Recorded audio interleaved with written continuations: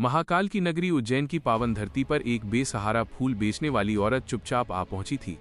सिर पर एक पुराना सा दुपट्टा, बदन पर रंग उड़ी हुई सूती साड़ी, पैरों में टूटी हुई हवाई चप्पल और आंखों में ऐसा वीरानापन मानो तकदीर ने उससे सब कुछ लूट लिया हो। लेकिन उस वीरानेपन के पीछे एक फौलादी इरादा छिपा था। वो औरत वहां भगवान के दर्शन के लिए नहीं आई थी, वो व्यवस्था की गंदगी को अपनी आंखों से देखने आई थी। मंदिर के घंटों की आवाज शिप्रा नदी से उठती हवाओं के साथ पूरे प्रांगण में गूंज रही थी। चारों तरफ भक्तों का सैलाब उमड़ा था। कोई भस्म आरती की कतार में था तो कोई प्रसाद लिए खड़ा था। उस गरीब औरत को लोग ऐसे पार कर रहे थे जैसे उसका वहां कोई वजूद ही न हो। लेकिन यही अनदेखी उसके लिए सबसे बड़ा हथियार थी। जब लोग आपको नजरअंदाज करते हैं तभी वे अपनी असलियत दिखाते हैं। वो औरत सीढ़ियों के किनारे चुपचाप बैठ गई और सामने फैली दुकानों की कतार को गौर से देखने लगी। बाहर से सब कुछ भक्तिमय लग रहा था, लेकिन भीतर ही भीतर कुछ और ही खेल चल रहा था। कुछ ही देर में वहां का थानेदार रंजीत अपनी जीप से उतरा। भारी भरकम शरीर, चेहरे पर सत्ता का नशा और चाल में बेहिसाब अकड़। वो एक एक दुकान पर रुक रहा था, दो कड़वे शब्द बोलता और दुकानदार बिना कोई सवाल किए नोटों की गड्डी उसकी जेब में डाल देते। किसी ने चूं तक नहीं की, किसी ने विरोध नहीं किया। हर आंख में डर और लाचारी साफ दिखाई दे रही थी। बाबा महाकाल के दरबार से कुछ ही कदम दूर खुलेआम वसूली हो रही थी। वो बेसहारा औरत सब देख रही थी। उसका चेहरा शांत था, लेकिन भीतर कहीं ज्वालामुखी धधक रहा था। जब थानेदार रंजीत आखिरी दुकान से पैसे लेकर मंदिर की ओर बढ़ा, तभी उसकी नजर सीढ़ियों पर बैठी उस औरत पर पड़ी। वो पल भर के लिए ठिठक गया। शायद उसकी गरीबी के पीछे छिपी सुंदरता ने उसकी शैतानी सोच को जगा दिया था। वो धीरे धीरे उसके पास आया और ऊपर से नीचे तक उसे बुरी नजरों से देखने लगा। फिर उसके चेहरे पर एक कुटिल मुस्कान तैर गई। उसने ताना मारते हुए कहा कि इतनी सुंदर औरत की जगह यहाँ भीख मांगने या फूल बेचने की नहीं, बल्कि उसके घर की शोभा बढ़ाने में है। औरत ने कोई जवाब नहीं दिया। वह पत्थर की तरह खामोश रही। उसकी चुप्पी ने थानेदार को और शह दे दी। वो और करीब आ गया और बेशर्मी से बोल पड़ा कि अगर वो एक बार हामी भर दे तो वो उसे दौलत से तोल देगा, जिंदगी भर राज करवाएगा। उसके शब्द किसी तेजाब की तरह कानों में पड़े। एक पल के लिए उस औरत की मुट्ठियां भींच गईं। अगर वो इस वक्त अपनी असली पहचान में होती तो शायद ये बदतमीजी वहीं खत्म हो जाती और उस खाकी वर्दी वाले का गुरूर मिट्टी में मिल जाता। लेकिन आज वो एक मिशन पर थी। उसने सिर और झुका लिया। बाहर से वो टूटी हुई और बेबस लग रही थी, लेकिन भीतर आग सुलग रही थी। उसके मन में बस एक ही बात गूंज रही थी, अब इस आदमी का पाप का घड़ा भर चुका है। थानेदार ने उसकी खामोशी को उसकी रजामंदी या कमजोरी समझ लिया। अपनी मूंछों पर ताव देते हुए उसने कहा कि वो अगले दिन फिर आएगा और उसे सोचने का वक्त दिया। फिर वह मंदिर के गर्भगृह की ओर बढ़ गया। उसकी हंसी नगाड़ों की आवाज में मिल गई, लेकिन उस औरत के दिल पर एक गहरा घाव कर गई। कुछ देर बाद वो औरत भी वहां से उठी। वही झुकी हुई कमर, वही थका हुआ चेहरा। लेकिन जैसे ही वो अपनी निजी गाड़ी में बैठी और कांच चढ़ा, भेष टूट गया। अब वो बेचारी नहीं रही, अब वो जिले की पुलिस अधीक्षक अदिति वर्मा थी। घर पहुंचते ही उसने पुरानी फाइलों के पन्ने पलटने शुरू कर दिए। उस थानेदार का नाम, उसकी तैनाती, उसके खिलाफ आई पुरानी अर्जियां और दबाए गए मामले सब एक एक कर सामने आने लगे।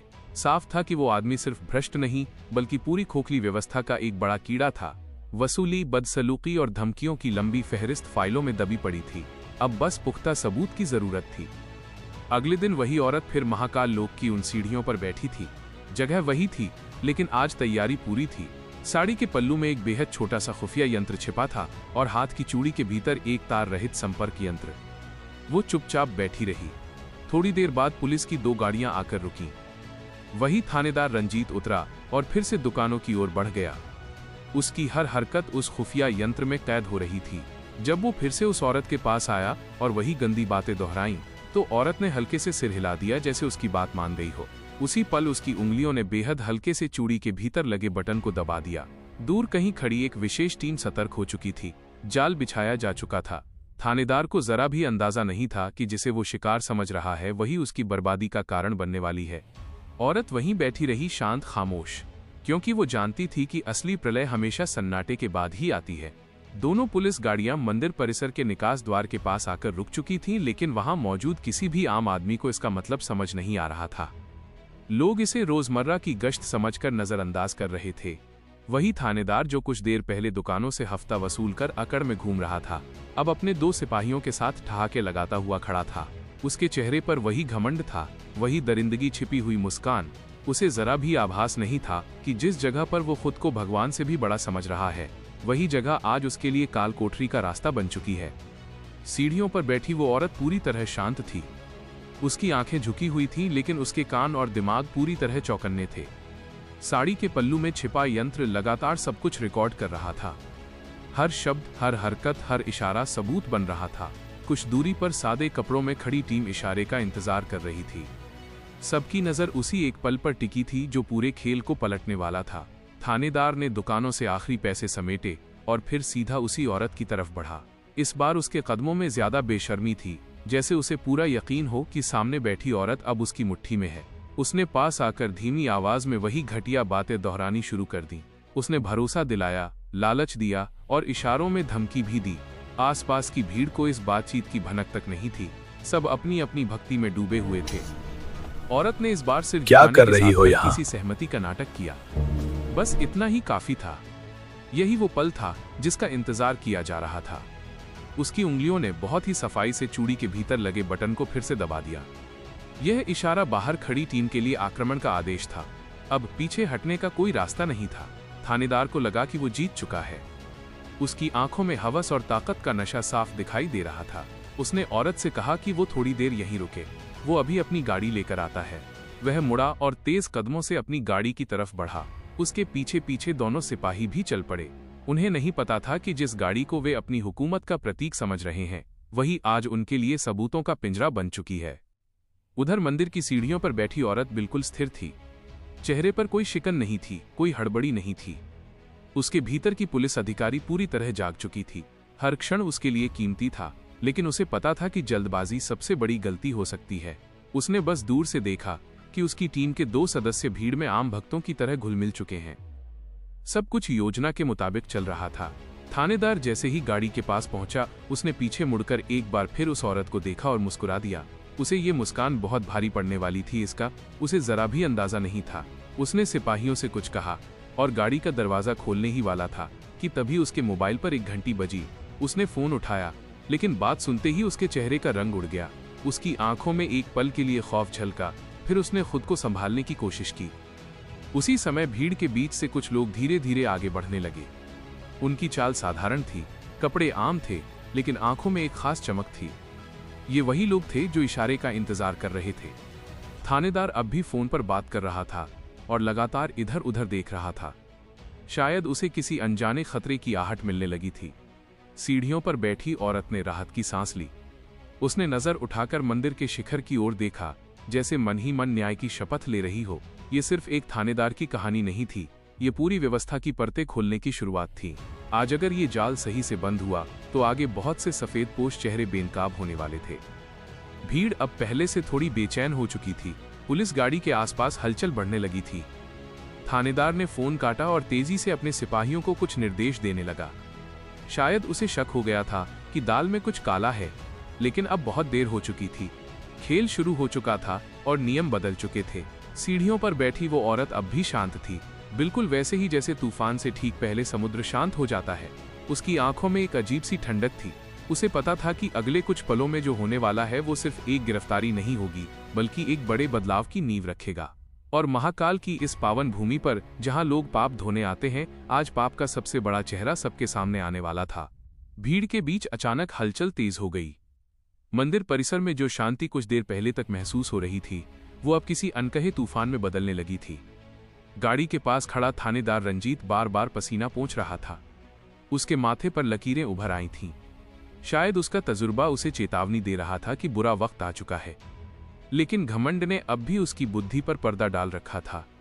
वो खुद को ही कानून समझने की भूल कर चुका था। सीढ़ियों पर बैठी वो औरत अब भी अपनी जगह पर जमी हुई थी। उसका चेहरा भावहीन था, लेकिन उसकी नजरें हर हरकत को गिन रही थीं। टीम के लोग भीड़ में धीरे धीरे अपना घेरा बना चुके थे।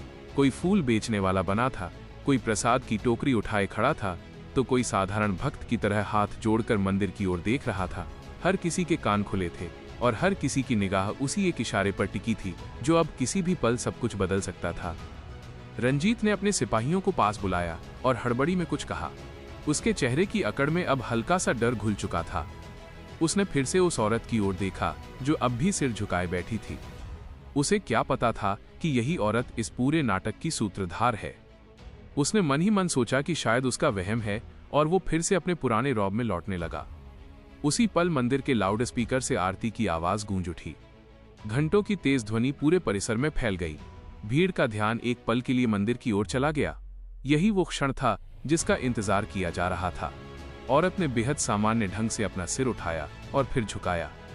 बाहर से ये एक साधारण हरकत लग रही थी, लेकिन टीम के लिए ये साफ आदेश था। भीड़ में घुले लोग अब धीरे धीरे थानेदार के चारों ओर सिमटने लगे। कोई जल्दी नहीं, कोई शोर नहीं, सब कुछ इतनी सफाई से हो रहा था कि किसी आम भक्त को कुछ भी असामान्य नहीं लग रहा था।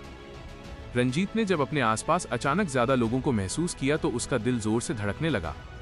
उसने सिपाहियों की ओर देखा, लेकिन वे भी स्थिति को समझने में नाकाम रहे। इसी बीच मंदिर परिसर के बाहर से एक बिना बत्ती वाली गाड़ी आकर रुकी। उसमें से कुछ लोग उतरे जिनके चेहरे शांत थे, लेकिन चाल में साफ आत्मविश्वास था। उन्होंने बिना किसी हड़बड़ी के अंदर की ओर कदम बढ़ाए। अब पिंजरा पूरी तरह तैयार हो चुका था, बस आखिरी कुंडी लगनी बाकी थी। सीढ़ियों पर बैठी औरत ने गहरी सांस ली। उसके भीतर की अधिकारी पूरी तरह सक्रिय थी। ये सिर्फ एक भ्रष्ट आदमी की गिरफ्तारी नहीं थी, बल्कि उस सोच को चुनौती देने का पल था जो बरसों से आस्था की आड़ में अपराध को पाल रही थी। उसे पता था कि आगे का रास्ता आसान नहीं होगा। जैसे ही पहला पत्थर उछलेगा, कई ताकतवर लोग सामने आएंगे, कई राज बाहर आएंगे। रंजीत ने अचानक ऊंची आवाज में अपने सिपाहियों को वहां से निकलने का आदेश दिया। उसकी आवाज में घबराहट साफ झलक रही थी। शायद उसे अब यकीन होने लगा था कि वो फंस चुका है। उसने तेजी से गाड़ी का दरवाजा खोला, जैसे वहां से भाग निकलना चाहता हो, लेकिन तभी उसके सामने एक कड़क आवाज गूंजी जिसने उसे वहीं बुत बना दिया। वो पल कुछ सेकंड का था, लेकिन आने वाले वक्त को बदलने वाला था। भीड़ के बीच खड़े लोगों की आंखें फटी रह गईं। मंदिर की घंटियां अब भी बज रही थीं, लेकिन उनके बीच कहीं न कहीं इंसाफ की आहट भी सुनाई देने लगी थी। सीढ़ियों पर बैठी वो औरत अब भी अपनी जगह पर थी, बिल्कुल स्थिर। उसके चेहरे पर न घबराहट थी, न जल्दबाजी, सिर्फ एक ठंडा सा विश्वास था कि सच अब ज्यादा देर छिपा नहीं रह पाएगा। महाकाल की इस पावन भूमि पर, जहां लोग मोक्ष की कामना लेकर आते हैं, आज पापियों के चेहरे से नकाब उतरने वाला था। और ये तो बस शुरुआत थी, आगे की लड़ाई और भी लंबी थी। सख्त आवाज सुनते ही रंजीत के कदम वहीं जम गए। वो पल भर के लिए समझ ही नहीं पाया कि ये आवाज किसकी है।